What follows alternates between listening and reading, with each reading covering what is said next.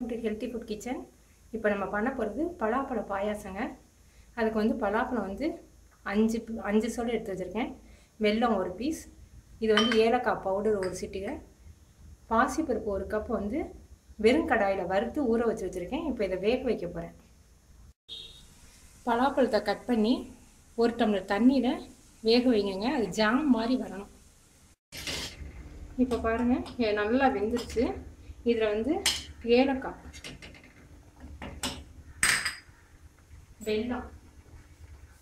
வெல்லம் வந்து தேவையான அளவு உங்கள் டேஸ்ட் பார்த்து போட்டுக்கணும்.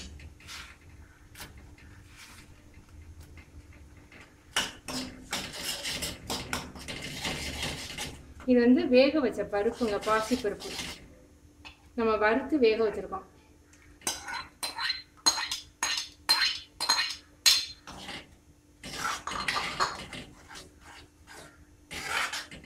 இப்போ வந்து ஒரு கப் தேங்காய் பால் எடுத்து வச்சுருக்கேன். அந்த தேங்காய் பாலையும் சேர்த்து